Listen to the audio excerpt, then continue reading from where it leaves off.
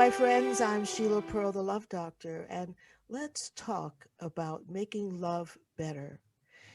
So, in this podcast experience and this journey, the conversations I have with friends and associates and colleagues and clients, even, I explore the various faces of love. I like to say love has many faces, and love is something we experience in many different arenas of our life. So we love people, we love our work, we love food, we love good wine, we love travel. In other words, we use that word love in many different ways. The question is, how are they all interconnected, and what difference does that make in our experience of life and our experience of feeling fulfilled and satisfied? So I've invited a good friend and colleague, actually one of my coaches, with me today on this conversation, Raju Panjwani. Do I pronounce your name correctly? Yes, you got that right. I love the way Americans pronounce my name, so I just go along with it. So how do you pronounce it? Well, the Indian way would be they pronounce the J's, so it'll be Raju Panjwani. But I love it when the love of my life used to call me Raju, and it was so sweet. Uh, Okay, but okay. she switched to Raju, but that's okay. It took a while. Well, I love it though. I'm my name's been butchered so many ways, but I love all the different ways that it's been. so, I shouldn't say butchered, so but she called you Raju, and it's really Raju. right. So of course, I mean, when just the third or fourth meeting, we she knew what the right pronunciation was. Like, what would your mother call you? And that was the way to do it, right? So I was like, my mother called me Raju, so now everyone in my family calls me Raju that are American, right? So Okay, so Raju. there's a So little lilt to that, but it is, and our names are so important, right?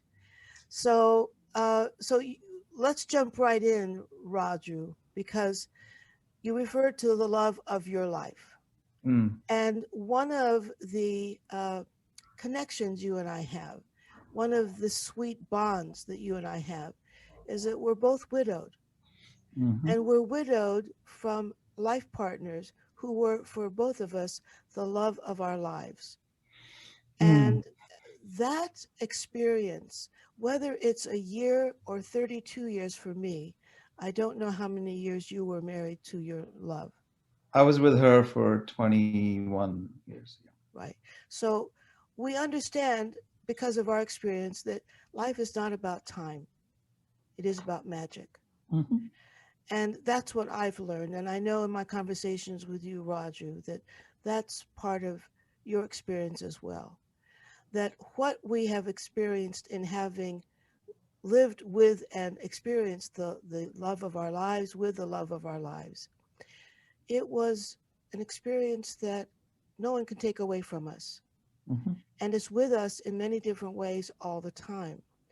So I often talk about the gifts of grief, the gifts of loss, is that somehow, I know for me anyway, Roger, that um, having experienced loss helps me appreciate more what I have, and to remind me to pay attention to where I am in my life now and not to take anything for granted. During this period of COVID, I'm sure none of us take for granted the power of a hug. Mm. And maybe previous to this, we would you know not think that much of it, but because we are kind of isolated and we can't see the people we normally see or hug them freely the way we used to, we have a different take on something as simple as a hug. Mhm. So um, I wanted to have you share with us the benefits and the gifts of the having lived with the love of your life, and how you bring that into your personal and business life now, so that you can use that experience of making love better in all of the aspects of your life, whether they're personal with your sons, whether it's with your business partners, with your colleagues in your business endeavors as well. And I know you to be a very loving, generous man.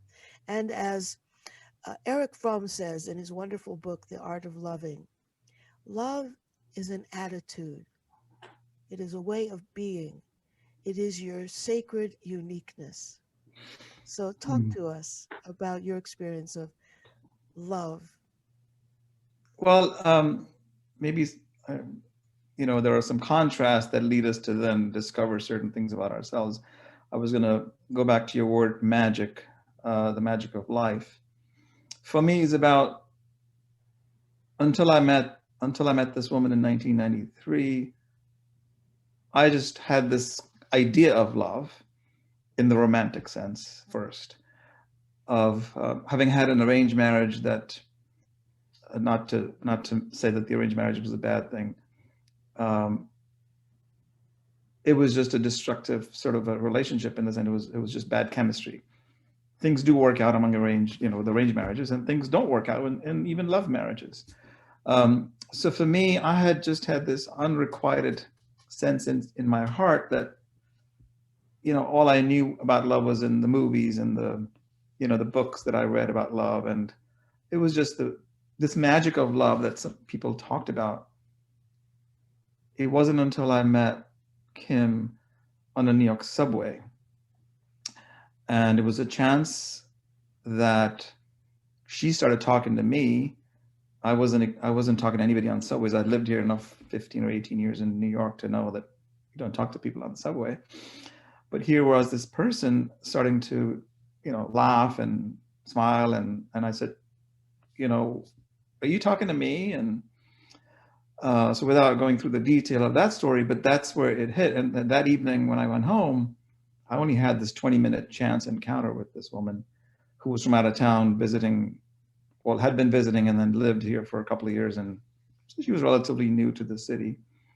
And here is this beautiful, blonde, blue-eyed woman from Colorado. And she's talking to this Indian guy who was in his suit, all drenched because it was a rainy night, summer.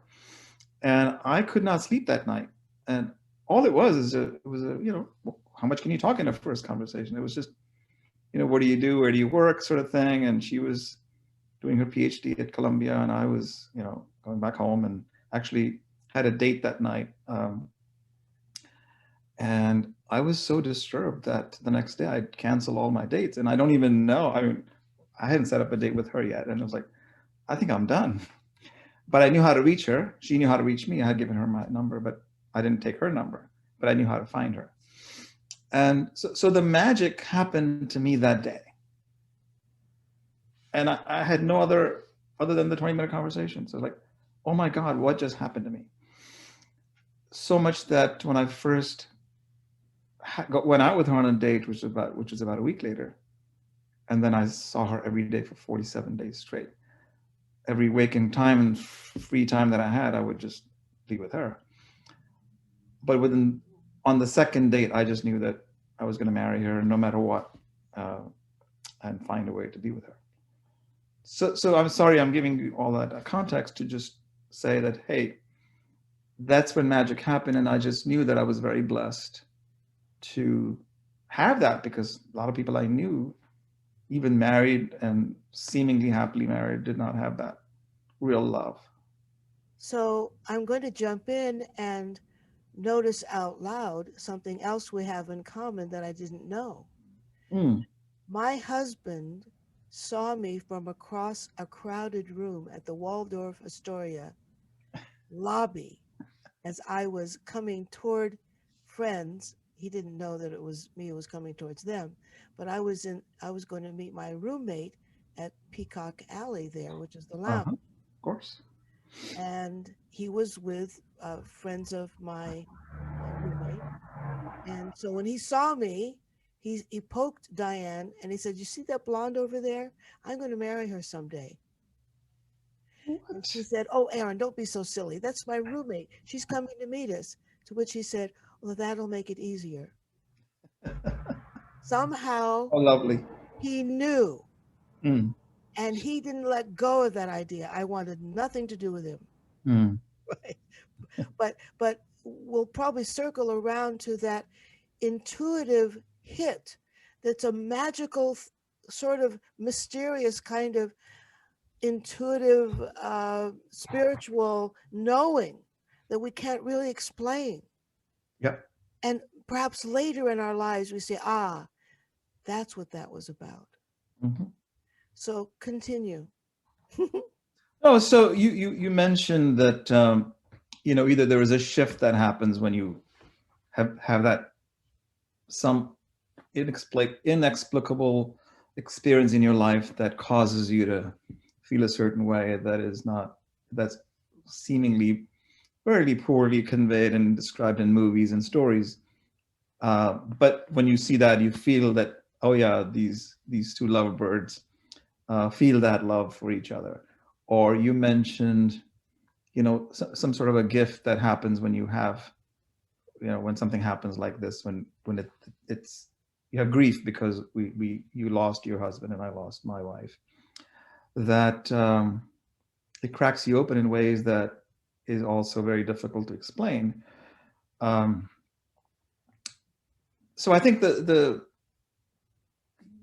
separately, I have nearly died and lost my life 6 times. Um, 3 times with her as well involved. So I knew that I always knew life was short. My first experience was one of being nearly killed by 6 people in a gang in New York back in 1983. So it was 37 years ago. That was my first, and then I had drowned and then rescued by other people. And then the third was the tsunami where we were all together and we nearly lost our children and ourselves. So having had that encounter, even before I met this person, I knew that life was short. But somehow being with her, life really became so short. It's like, oh my God, I got to spend every waking moment with her.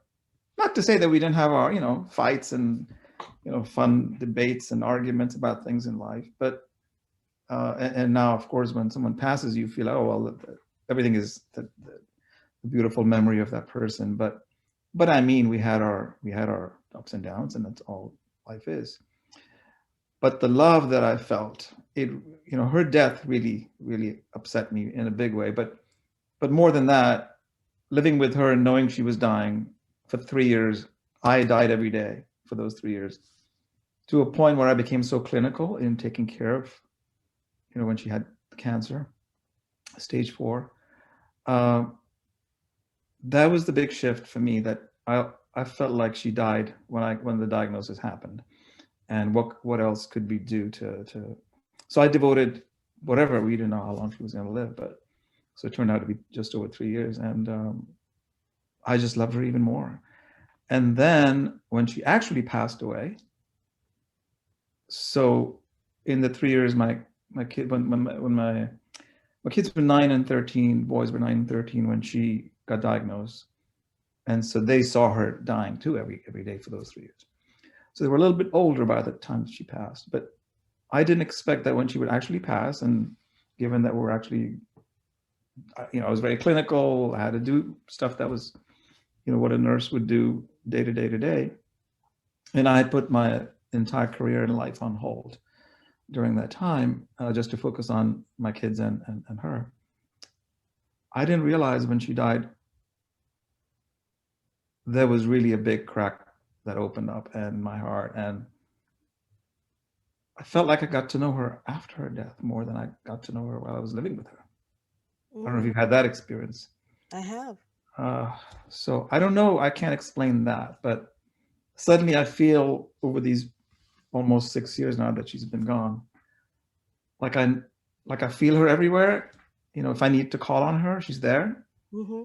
I can have I don't mean conversations in that way, but I can speak with her spirit in ways that, what would you do if this was a situation with your boys? And sometimes I don't know how to deal with it, but I just felt like I got to know her more.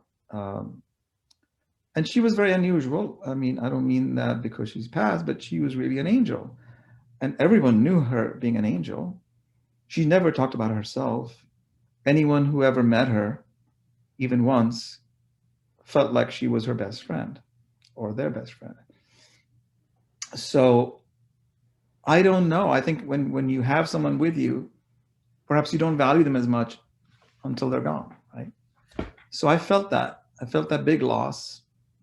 um, the kind of gift you referred to of that, it just feels like I didn't value that gift while she was alive. Perhaps not as much as we would have liked, but in her death, I value her more than anything else.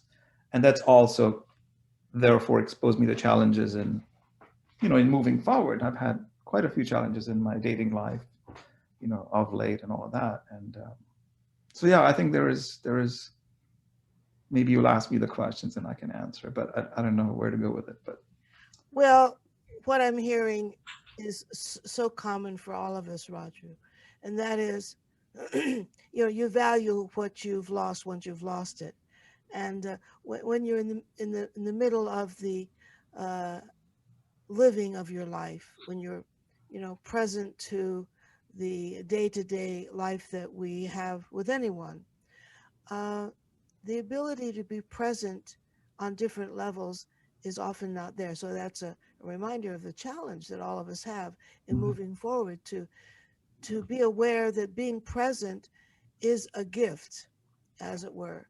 yeah. And it's so often when we're with someone 5, 10, 20 years, we tend to take them for granted. It's not necessarily a bad thing. There's a certain comfort that goes with that. But Hmm. with the comfort is also a form of almost numbing, or not so much numbing as um, kind of not being on the edge of your chair. In other words, relaxing and not being attentive perhaps in the way you would normally be if you know that person isn't going to be around the next day. Yeah. In other words, not to live with gloom and doom, but Hmm. but if and when we can remind ourselves, life is short for sure, but also life is fragile. And Hmm. there is always this element of uncertainty every day, which, all of us as human beings guard against that. We Hmm. buy insurance to guard against the uncertainty of Right. losses of one kind or another. But, with our loved ones, is there such a thing as insurance? You know? And if you're willing to be totally vulnerable with your loved one, that would require you to be present to the possibility you could lose that person. And of course, with the very people that we love the most, we fear losing the most, right? So Hmm. we're in that push pull of the duality between going towards the fear and going towards the trusting that it's all perfect somehow, and Right. and not pushing against the uncertainty, but moving into it, recognizing in all uncertainty is also all possibilities, which could include the loss as well as Exactly. longevity, right? So when we lose someone that we love dearly, it's true that once they are gone physically, we now are reminded that they're still here with us emotionally and spiritually and energetically. Hmm. So, because we're not being distracted by their physical presence, we're now more present to their real gifts to us, which are way beyond the physical, way Hmm. beyond their being here so I can see them, hear their voice, and hug them and kiss them and all of that, right? Yep. So that now when they're not in our face physically, we can appreciate their voice or the memory of their voice. We can now be more present to their touch and the memory of their touch in terms of how that affected us, how that changed us, how it transformed us, how it comforted us, how it taught us, Yeah. right? I remember my husband was much older than I was, 16 years older, and I was, not as experienced in life and love and everything as he, and he had been married and divorced, and I inherited his children who came to live with us, which is another whole conversation. Hmm. But we went through some of the inevitable stages of adaptation and getting to know one another and making adjustments and all that sort of thing. So with all really truly intimate relationships, we also have the opportunity in that relationship to do some of the healing work that may have gone back to our childhoods, right? So he had his own stuff, I had my own stuff, and of course that was all brought up in front of our faces. And there were often times that I'd be so angry, so triggered, so frightened, so reactive. Mm. And luckily, he was older and wiser, so he would not react to me. He would hold me. And as I wanted to pound his chest, he would look at me and say, "It's okay, Bubala. It's Yeah. okay. I'm here." Beautiful. Right. Yeah. So there was a Now, I lot. don't know how he passed away, but yeah, was there notice that you had that something was happening? It was a 10-year journey of dementia. I see. Mm. So I slowly watched him slide down that slippery slope in which he became ever so distant to me. Mm. He had a form of dementia called diffuse Lewy body disorder, I in see. which he every now and then would come back and he would be present. He would Mm. be clear. He would be able to actually recognize me. And Mm. then I'd walk into the room the next day and he'd say, "Where's my wife? Get out of here. I want my Mm. wife." And I'm standing right there, right? Yeah. So so that was It's part got to of be hard, I'm it. Was sure. very hard, very hard. And I had my own, I had my own terrible journey. I developed things like Bell's palsy. That was my physical reaction to the stress and knowing that, this was a loss, never knowing when he would actually pass. And actually, he lived 5 years longer than the doctor said he would. So he was on and off Mm. hospice, 7 times. It was, this ongoing wonder and this ongoing uncertainty. When is that moment going to come? Kind of thing. Mm. And that was my gift without realizing. If someone had told me at the time that this was a gift, I would have punched them in the face, right? Mm. Of And course. how dare you? But it was a gift in learning inner resilience, inner strength, inner flexing of a muscle of being forced to face uncertainty. And Mm. yet I had to stay above the waterline. I had to make a living. So when he was first diagnosed, I was a functioning cantor Mm. in a Mm. synagogue, being a teacher and a singer, having to take charge of a large congregation and the families and all that sort of thing. So I had to be at the top of my game. I had Mm. to be able to function. I could not just fold. And of course, that Bell's palsy experience reminded me I'm human. And Mm. I did have that folding, and I had to really regain some strength from that episode. But it and when our loved one receives that diagnosis, you're right, you begin mourning from that moment, Yep. right? But with the actual physical passing, which I thought I had made my peace with, as you said, for you, you were shocked to discover the extent of the real grieving that took place, and you're realizing on a whole different level what you Mm. had lost. Yep. Yes. Yes, absolutely. What I was going to say, though, in terms of, I would say the actual diagnosis, and then in my case, I actually quit everything because I just felt like there wasn't even time to sleep. On the one hand, juggling the kids and making sure that they were already, it was all turbulent anyway. It was just minimizing the turbulence and engaging them in ways that they could do something with me together while I was in the hospital back and forth running. She was in the hospital for 200 years over those 3 years. But truth be told, during those 3 years, as a primary caregiver and as her husband, I just never felt more love for her during that time. Because obviously you feel the loss coming. It's already stage 4. I don't know what the doctors and Dr. Google said it was 3 months or something, and we got three plus years, so that was great. But the idea was just to keep her alive with chemo and other things, just to. But she didn't lose any consciousness. She was aware and alert and present. So I would say I was probably the most present ever during that time, and very possessive too about the time that I was At the spending with her. time, I Yeah, I I think what you're pointing to is the awareness of the preciousness of every moment, exactly. right? Yeah, as And you were talking about the embracing the uncertainty, et cetera, because mhm, we now live and teach that, but I'm able to live and teach that because I I didn't know I had to embrace uncertainty so many times in my life, but with that particular loss, it was incredible that life is too short. What am I?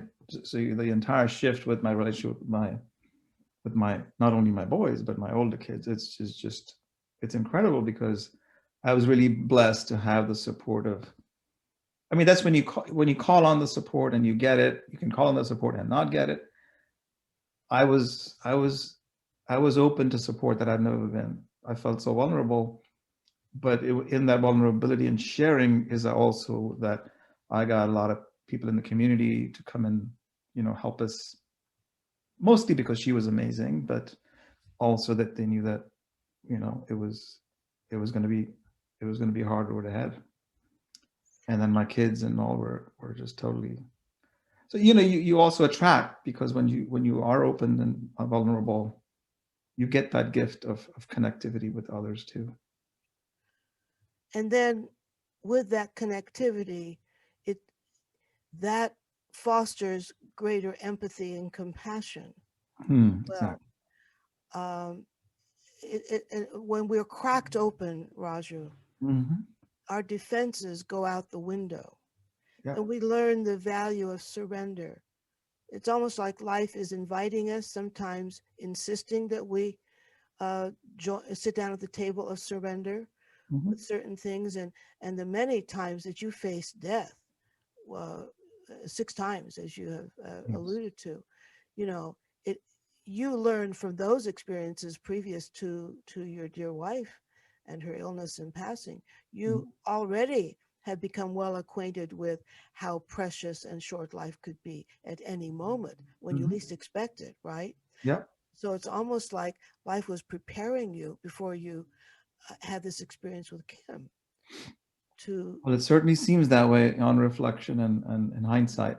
As I said, even after she was diagnosed, we had two other uh, joint, car accident and a couple other things that literally put us into, like, the accident did not kill her. It was still the cancer that killed her. And we Right. all survived those accidents too. So it was just, yeah, I mean, um, So, I'm reflecting on my own experience. My husband's been gone over 15 years now, mhm, and in those years, I've met a couple of special men that have, enriched my life. And mhm, yet, what I've noticed about myself in going in the direction of a full out, committed, long term relationship, there's a part of me that I must admit resists it. mhm. Now, Explain that to me. How do you mean that? well, I'm not sure what the resistance is about. For me, I know that I'm happy with my work, I'm busy with my work, and at this stage of life, men who are of the same age that I am, or the same area of the Yeah. age range, right, very often are retired and want someone who's available to them, more often, a lot, right? Yep. I don't live that kind of life. So it takes a very special kind of man to be willing and able to have me in his life, but not have me available. Nor, and quite frankly, I've been living a single life for a long time. Right? It's often said if you live a single life long enough, you might not want to be coupled with someone. You might want to date, have a companion, but not necessarily live in. Hmm. So, and quite frankly, I'm not sure if there's a part of me that's having a difficult time believing that I could have the same kind of special, deep relationship that I had with my husband. So I'm not even going to go there. And so I have enjoyed, different levels of connection and loving relationship, even sexual relationships, but not on the same level. I don't know what you've discovered. Well, now we're going to get intimate here. You don't have to, but it's more about whether or not you've noticed that your grief experience, your loss experience, has has enabled you to foster the kind of courage that's inevitable with wanting to be vulnerable to someone else in a committed long-term relationship. I mean, undoubtedly. So, well-meaning friends in the community and very helpful people wanted to set me up with people in the area that they knew that they were single and I was single. And just after about a year or so after her passing, um, and so the only thing advice was, well, what, if you're not out there, how would you know? And I go, I just don't know that I'm, prepared. And also, as you were saying, as you were talking about this experience that you've had, how do you know at what level deep inside of you, you would not be benchmarking this relationship with that always, right? Because that's, you've had this rare experience of the magical love you had, and now no matter what, no one's going to come close, right? As So they say, it's a hard act to follow, right? it is, but it's also, so until you're out there, it's hard to know. So for me, it took a while, and then I think in like maybe year 3 or something like that, I did have a short relationship, which was 3 or 4 months. Her complaint was that I guess she will never stand up, to the wonderful Kim that Kim was, and I just felt that that was it just didn't feel that that was the right comment. But I'm saying deep inside, I don't know if that's the case. Uh, I then held back to go out because I just felt like unconsciously I was perhaps doing that, maybe talking a lot about her, or in references to situations, I would probably bring that up because it's such an inseparable part of me. She's an inseparable part of me. And in these relationships, when you introduce your them to your children, now you're serious, right? So I've had 2 of those, and at some point I just had to I had to break them off because I just felt maybe I'm not ready for this prime time. And then you do the usual thing when the kids go to college, and I'll be okay, I'll be free. uh, and frankly, for the past 18 months or so, I haven't been able to really, other than having blind dates and Hmm. just have one time meetings, etc. I haven't really moved much beyond, most likely because I think I've gotten to know myself a bit better, in this context, and making love. I mean, I think I have an incredible amount of love to give, because once you're a loving person, it doesn't matter. Hmm. And then I was going to ask you as well, do you believe that you can love more than once, since you're the love doctor? I mean, I think it's possible, and part of it is the permission, right, that we all give ourselves to go forward. I actually had my wife's permission. She called me one day and quietly, to talk to her about. She said she wanted to talk to me about letting go and just be open to love, and love will find you. These were her words to me a month before she actually passed. And I, of course, said, what are you talking about? You're here, I'm here. Why are we talking about the future? We're living in the moment. We're all living in the moment type of people, and whatever happens, happens. Well, good for her. She was giving you permission, Yeah. right? Because that is an issue for many of us who have lost a great love. Mm-hmm. The kind of default mode of not wanting to be disloyal, Mm-hmm. uh, because we lost our love not because we chose to, it was thrust upon us, kind of thing, right? Yep. Mm-hmm. uh, and getting back to what Eric Fromm says, love Yep. is an attitude, it is a way of being. It's not with just one person. So when at the age I met my husband, I Mm. I was looking for a life partner. I was looking to have family. I was looking, to share a life. Well, I'm at a different stage of my life now. Mm. So perhaps our needs change, and maybe and it's very important to acknowledge that as we change, as our experience in life has opened us up, has expanded us, has broken us open, has cracked us open in many ways. Mm-hmm. It's also important to recognize that perhaps our needs have changed or our lifestyle has changed to the extent that I, Raju, I'm happy with my life, with or without a life partner. So I have a, a, a couple of very special men in my life, but they're not like living with me, Mm. or they're not my life partner. But I cherish the nature of the relationship itself. Mm.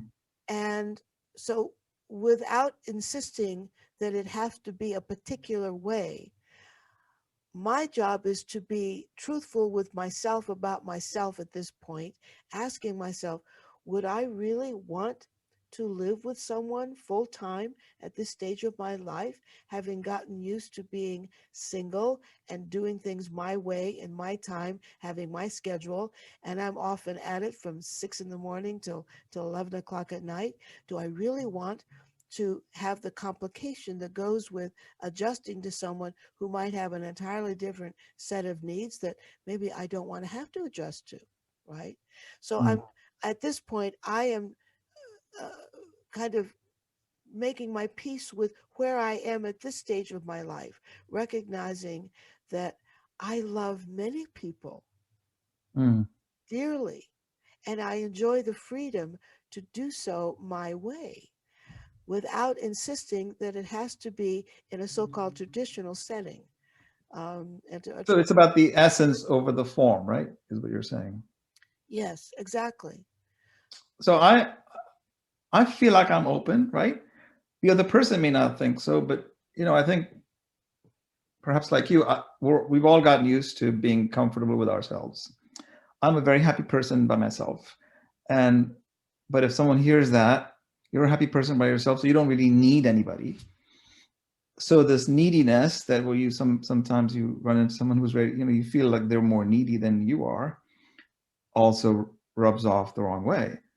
I am very open to sharing my life with someone who I accept as they are. I don't need to worry about their habits, and I'm fully accommodative in whatever way they could, live with me, or I would live with them. I'm okay with that. Um, but I just haven't really. I think in my heart is open. I just haven't found that person, and in these days of online dating and so on and so forth, I just feel, look, in the old days when it wasn't that easy to date back in the early 90s when I first met him. I mean, you had to either, belong to single bars or go to book clubs or places where you could find, maybe you go to take yoga classes or whatever else. I met her on the subway. So I do believe that if it is to happen, it's going to happen as long as my heart's open. Uh, and I'm not, because ultimately they want to be accepted as who they are. Like I want to be accepted as who I am, as I am, and I don't want them to try to change me, and I don't want to change them. I know it sounds easy said than done, but isn't that what, you know, wisdom at this stage? Certainly, I'm a little bit younger than you, but not by that much. I feel like we're more wise, and therefore it comes with a certain amount of a price for someone to pay, apparently, because there's a presumption that we're already, done and found the love of our lives and lost it, and why am I getting into your life at this point? Or it's just that, hey, the wise person will come along, and I'm just. Well, part of what you're pointing to is the similar experience that we both had in that when we weren't looking, the love of our life just fell into our lives. Exactly. So you were busy being you, I was busy being me, and I certainly wasn't looking. And on the subway, you certainly weren't looking. And to perhaps trust in the uncertainty of life and to be clear about what your intention is now. In other words, if you are feeling this craving or this emptiness and you really, really felt a missing, Mm-hmm. uh, that's one thing. But what you're saying is you now know the difference between needing and wanting. Exactly. There was a time I thought I needed a man in my life to be complete, to complete me. Yep. And to the extent that my husband and I served that purpose to complete one another, help each other heal our stuff, whatever that process was, that was then and this is now. Mm-hmm. And I don't feel as much of a need for a specific kind of relationship as much as I feel a desire to be in relationship with everyone in my life, Mm. in which That's beautifully said. I am a lover Hmm. with everyone, whether it's you or Trisha or my old boyfriend or my lover of almost 15 years who came back into my life 2 weeks ago, or or someone that I met online last week, who's a lovely man, and we're just having conversations. And I texted him this morning saying, "Is it okay if I call you tonight about 7? I'll be done." He said, "Yeah, call me." Very easygoing, nice guy, lovely man, also widowed, Hmm. and to allow things to go where they naturally want to go. So I'm not pushing, I'm not insisting, I'm not needing. I think perhaps what I've learned in having had the experience of the love of my life is that I don't have this clawing need for someone to fill that empty space. Exactly. So I glad you said that, because I think you picked up on what I was saying, that when I was not looking, and maybe my heart was open, but I wasn't looking, and then suddenly, I got this bolt from the blue, him. It's the same way. So you start expecting at some point, when you start expecting it's going to happen again, then you're setting up a resistance. And So by the way, that expecting comes from a need, which comes from a yes, thought, which comes from a belief. Like I have to have that, or yes, I'm expecting it because I want to have the same thing I had, but I lost it, exactly, which is missing the whole point of having something precious. What if what we had is a once in a lifetime experience that's unique in itself? And if I'm looking for that, I'm going to be missing something else that's unique. exactly.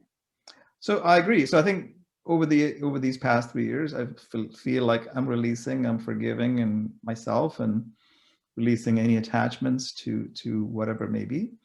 So I haven't felt the neediness for about a year and a half, and it's just a reference, a point in time in the linear time. But you know, I'm open as I ever was, and whatever happens happens. But the key is that you feel satisfied, content with where you are in your with yourself, in your relationship with yourself. And I think the relationship with yourself therefore becomes the more important thing. And it doesn't matter what type of person, what color shows up in my life, or it doesn't show up. It's okay, right? Because life's too short. I want to just focus on the here and the now. And but there is a thing that if you're not out there, or if you're not in these platforms, then not that you're missing out, but then you're not really out there, because it's in this COVID time. It's a very different ball game in a way. Yes, yes. uh, for sure. But we find a way to connect if we want to, Yes. right? Yeah, And and then your point about being loving and sharing that love with not just your family, but your friends and your colleagues. If I am coming from the heart, and I've learned over the years that it is everything, as we've talked about, and it's the congruence between the mind and the heart. And I think I had lost my connection to the heart for a while, because it was very hardened by many experiences. And over these past few years, that release is starting to, or has happened in a big way. And it's important to just be kind, generous, loving with everybody. And there is love of all kinds. I mean, you teach about that, and I keep learning about when you say make love better in every aspect of your life. I think my children's relationship with me is at a different level today than ever was. Um, every relationship is in a different. It takes a different form, and um, but the essence is very clear that it's. I think of my eulogy, right, at the end of life, and I want my children to say only nice things about me. People will always say nice things about people, but this will be genuine and heartfelt. I don't want them to cook up something nice about dad, or granddad, as the case may be. right, right. So the challenge for all of us, you, Mhm. me, and the world around us, and the people that we move with and interact with, and people that may be joining us for this podcast. The challenge is to not allow our disappointments and our losses and the painful um, uh, missings that Mm-hmm. we've had in our, that we don't allow that to close our hearts, but Mm, exactly. rather to acknowledge that it's an opportunity, since we were cracked open, keep our hearts open, right? That the opportunity in suffering the pain of loss is to recognize that the richness of our lives is in acknowledging being present to the people who are right in front of us, who Right. are in our lives, and to honor the gifts of the people that we're missing. Mm. Say, thank you Mhm. so much for being a part of my life, giving me the gifts of myself, Exactly. right? Yeah. So that love is not about need. Love is about sharing who we are without looking over our shoulder at who's going to give it back to me. Right. If I give Mm-hmm. you this, then you can give me that, right? Mm-hmm. And love is not a transaction. Mm-hmm. And so often, and when we're younger and more stupid, we think love is a transaction. And somehow, when we suffer the loss of the love of our lives, we understand, oh no, love is not a transaction. Mm-hmm. It is a full out experience of being who we are. And when we suffer the loss of that special person in our lives, we understand their gift to us Yeah. was showing us the value of life itself. Absolutely. So they were part of our journey, and we're still here, and they're not. But I guess we have more to learn in our, spirits who are in these human bodies for a short period of time. And I really feel like when you describe that in that way, I just feel, yeah, the love is abundant, and there is not, if this, then that, and if you do this for me, then this person will give me the love. If you're giving love to anyone, it doesn't mean you get it back from them. It could be from anywhere, and it's all Anyway, good. because everything is energy. Everything Every is in. thought is in energy. Every belief is in energy. Every word is in energy. Everything we drink, I'm drinking my healthy coffee right now. Everything we drink is energy. Everything we eat, every music we listen to, every person we spend our time with is an energy. So, love is, I do believe love is who we essentially are. And the Mhm. extent to which we block our hearts, we close our hearts because we're afraid of being hurt. Mhm.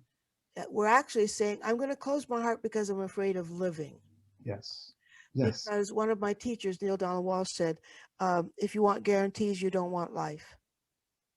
Exactly. So it's as if you don't want, or love is life ultimately, right? Isn't? Love is life. In other words, if I'm willing to be open to the full range of emotions, ranging from the deep, dark emotions of pain, of loss, Mhm. and disappointment and sadness, all of that, if I'm willing to go there, I'm also able to go high. Exactly. As they say, as above, so below, as below, so above. Mhm. And as a singer, I learned long ago from a voice builder who helped me develop my voice, which wasn't too shabby for about 25 years getting paid to sing. Yeah. So I learned that by developing the lower voice, I could hit the high notes. I didn't know that. That's right. Right. So it's all about grounding. So if I develop that lower resonant voice, it gives me the basis for Mhm. developing the high notes up here. It's all Interesting. physics, right? So I know that if I create the obstruction, if I deny myself from feeling pain of disappointment and loss, I'm also cheating myself of feeling great joy. Mm. And I must say, at this stage of my life, the level of joy that I am capable of with simple moments like having a conversation with my grandchildren or visiting my niece who's recently relocated from the West Coast, and we are able to see each other in person. I go upstate to visit her every now and then, or to receive a note from someone on Facebook who's one of my students who said, Cantor Pearl, I just want you to know I just became a rabbi because of you. I mean, Oh my. th- Yeah. these are these are the things that give me such joy Mm. because I understand the significance of things much more now because of Mm. my losses, because of Yes. my disappointments, right? So I rejoice in life every single day because I've been willing to feel the full range of emotions. Mm. So if you want to live in the safe lane, you want to live in the safe zone, you're cheating yourself of the heights. Well, that's beautifully said. So I used to think of these heights and uh, lows as in, as in above and so below in a different context, which used to be that if life's thrown a big curveball at you, you can go deep and get depressed, or you find the strength because all life has also given you the strength to find that in you to counter or surmount that obstacle that you're currently facing. But I hadn't heard it in the context that you just described. So, I remember my first kiss with my husband, hmm, but the kiss I remember with more sweetness was the last kiss. hmm, Because between the first kiss and the last kiss was a universe of experience. wow, So, with that last kiss resides everything from the first kiss to the last kiss.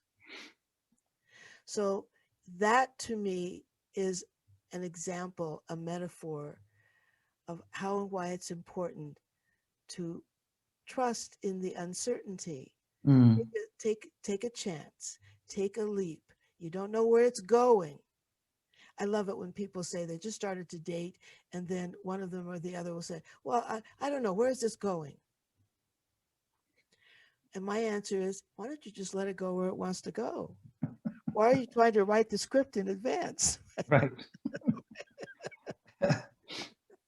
Someone else said recently about innovation and marketing are the two main drivers of any business, right? And but apply that to your relationship. When you were first dating a loved one or somebody you thought was going to be a potential partner of yours, you were just there innovating, maybe presenting them in the best light, yourself in the best light, dressing up, all the way to all nines, and then you got married, and then you start innovating or marketing yourself to them, and Well, then you use that. that's a great reminder that it's true. Once you have had the high of meeting each other and connecting and all of the chemistry and the euphoria and everything, then you get together and you get married and all of that. I mean, the possibility is that you grow that you That's right. expand that. And the reality of most couples, because I've been working with couples for 40 Yeah, years, right? The reality of most couples is once they get married, they kind of let it all hang out, right? And they stop that's right. innovating. You're right. They stop innovating. I like to tell the story of my grandfather and his second wife, who's the only grandmother I knew because my father's mother died when he was a year Mm. old. So my grandfather went out on a mission to find a mother for his son, and he Mm. met her with the Farm Bureau. Years ago, there was something called the Farm Bureau, and they would have the Farm Bureau dances on Friday nights. So Mm. he'd go to the dances, and he met his later to be wife, Mildred. Um, and that was my grandma. Uh-huh. And they got married. And the Friday after they got married, she got all dressed up to go dancing. And he's sitting there in his t shirt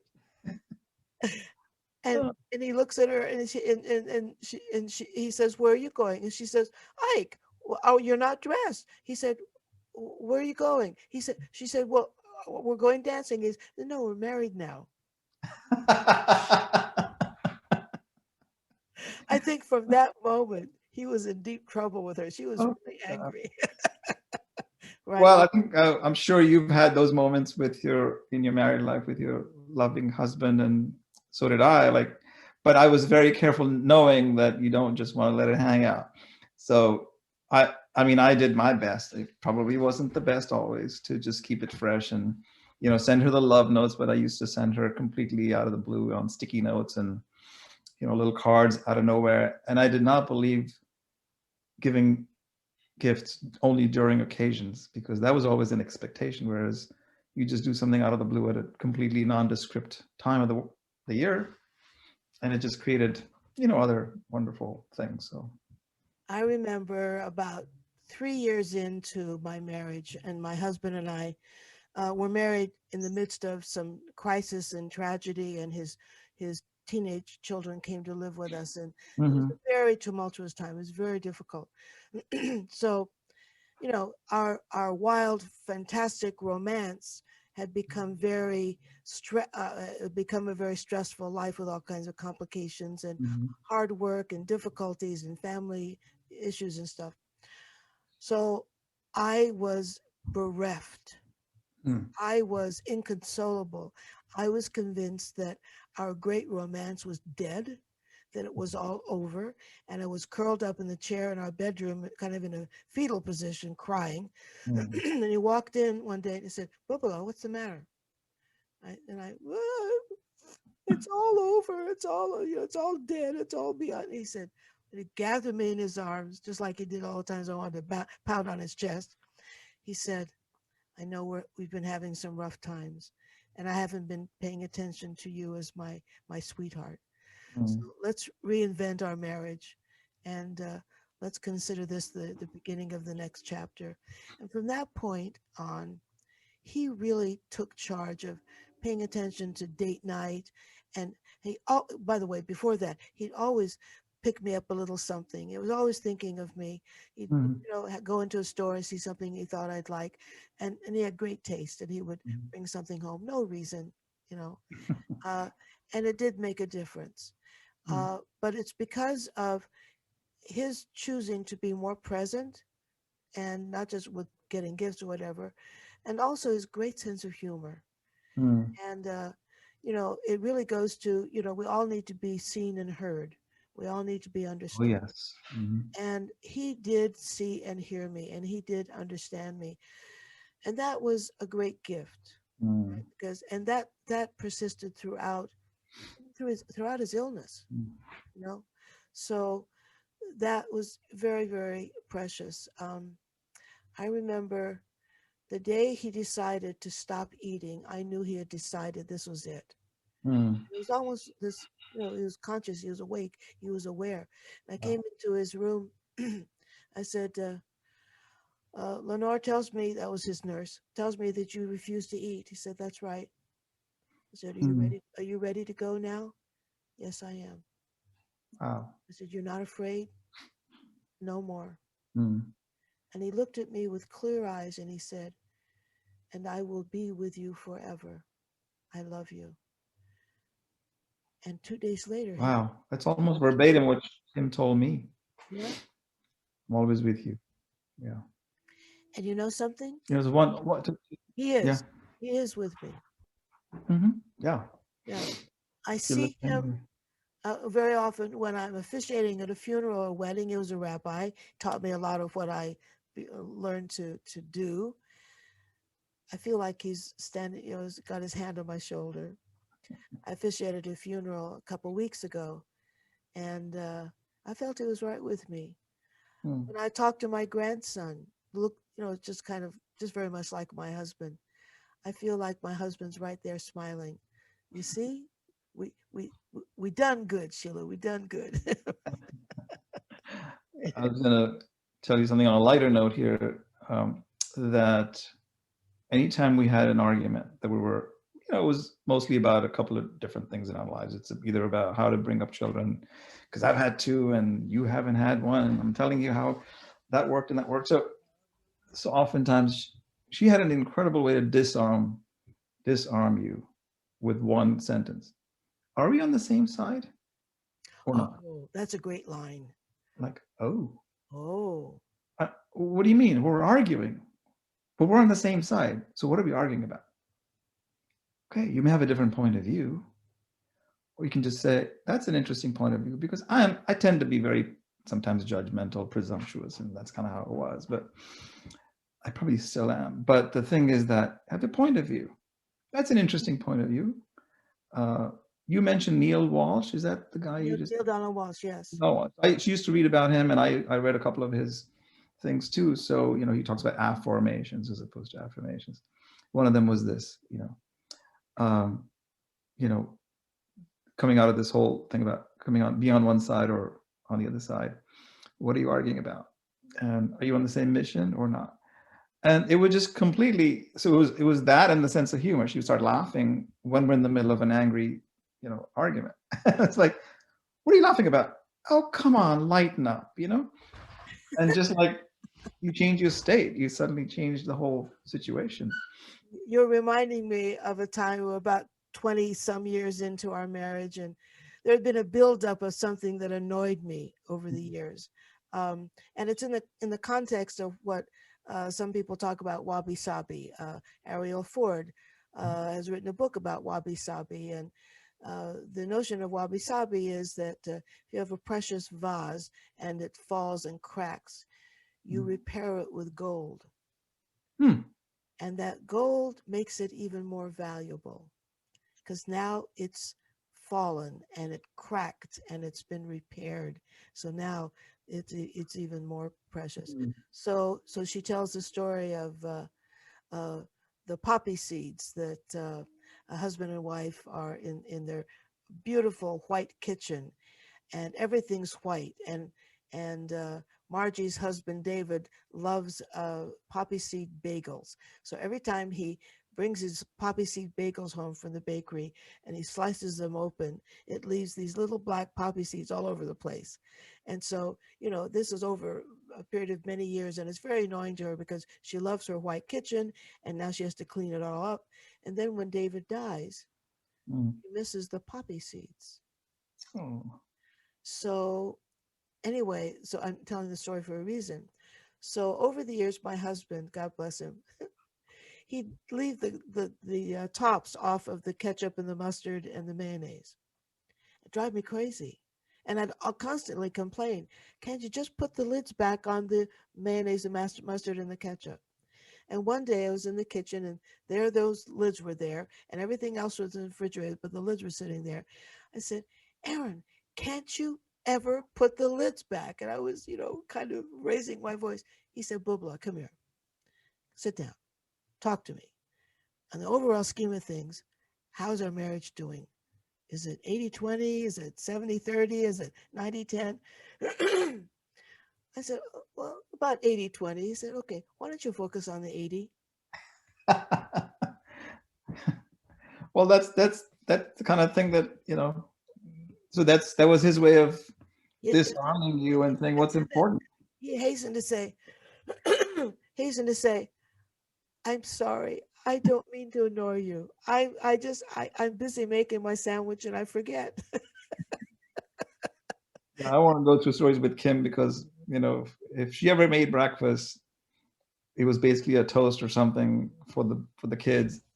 It was like as if an avalanche hit the kitchen because the kitchen was my place. And then Ah, sometimes I'm sleeping, she's letting me sleep in, and instead of me being happy that she was taking care of breakfast for the boys or whatever it may be, I would be like, "What is this kitchen? Like an avalanche hit the kitchen." And sometimes I would get that laugh. Sometimes it would get some angry, grunt or like, "Are we on the same side? You bothered by this? Clean it up yourself." That kind of thing. right. Then when she died, which is where I was gonna go, is like now I feel like it's okay. Who gives a damn about the mess in the kitchen sometimes if it's there or the kids did something? I'm Exactly. much more tolerant. It's amazing. But I And wish I was more tolerant then. well, that's why we tell stories. That's why we have these conversations to heighten our awareness and the awareness of people who are listening to the conversation, that we can learn from other people. And that whole idea of the wabi sabi is, kind of a nice reminder that the very things that annoy you about people you love, you might very well miss it later. So acknowledge it now. Have us lighten up. Yeah. Are we on the same side? Yeah. Are the poppy seeds worth our relationship? Are the lids worth our relationship? Is the mess in the kitchen worth our relationship? And Hmm. the answer is, if you really want to think about it, of course not. I love your 80/20 because that's just life, isn't it? Like if we are so always focused on, in my case, 5%, forget about the 20, I'm making my life miserable. And so the disarming thing about are we on the same side always, I always remember that. And whoever you are, whether it's your relationship with your loved ones, your kids, your spouse, your team members, isn't it all about, if we're on the same side, then we can work together to grow out of it, right? Otherwise, it's we're focusing on the wrong thing. Exactly. So I think the bigger picture of this conversation as it's evolved right now is to recognize that when we love, there's only one side. Yeah, there's When only one we side. love, there's only one side. If and when we allow fear or judgment to enter the relationship, now we have division. Now we have sides. Now we have, a feeling of polarity and adversarial conversations that turn into fights because somebody somewhere has a need to be right. Yes. But if we can accept that you don't have to be right, you can say you have a point, Yeah. or thank you for letting me see it another way, or thank you for stretching me. Thank Mhm. you for holding me while I was on the verge of a temper tantrum, Yeah. Or interesting point of view, as or an Neil. interesting point of view. Exactly. Recognizing all of life is perspective. Yeah. So your perspective is your perspective. It's not the only reality, it's not the only perspective, but I Mhm. can honor you for yours. And Mhm. wouldn't you be curious about mine? Exactly. Yeah. And if we can be curious with each other instead of judgmental, Hmm. what a beautiful connection. Yeah, I guess I'm supposed to still learn this, Sheila. Because when the tsunami happened and we all survived, we used to have, well, we came back and we were like holding on to each other so tight that amazing that none of us in our family was lost or injured in any bad way. We were all a little bit injured, but and then a week later, after the tsunami, we were back in New York, and we had a little peace prayer, and that peace prayer became what we called the tsunami prayer, which then became TP. Anytime we had any kind of a stupid fight, it would be, don't remember TP? What's more important in your life? All right, so we'll come back quickly to the tsunami prayer. My boys, the younger ones, were 2 and 6 at the time. And so even now, sometimes when it gets to some kind of a ridiculous argument about something that's so unimportant in your life, we say, remember TP? All right, I got it. That sort of thing. It's a constant reminder that we got to get a perspective on what's most important in this moment. Well, it's the constant reminder we all have, despite the fact that some of us have been through tsunamis of one kind or another. But nonetheless, we constantly need to be brought back to center. We need to have someone, kind of knock us over the head sometimes and say, wait a minute, aren't we on the same side? Mhm. Wait a minute, uh, don't we love each other? Right. Uh, so that, I mean, the point is, we do lose ourselves sometimes in the shuffle. We do forget what we're all about. So all of life is the balancing act we're constantly doing. It's a dance. Raju, it's a dance every single day between the impulse of judgment and fear and the impulse of love and expansion. Always. Always. And that's the fun of the journey of this crazy life.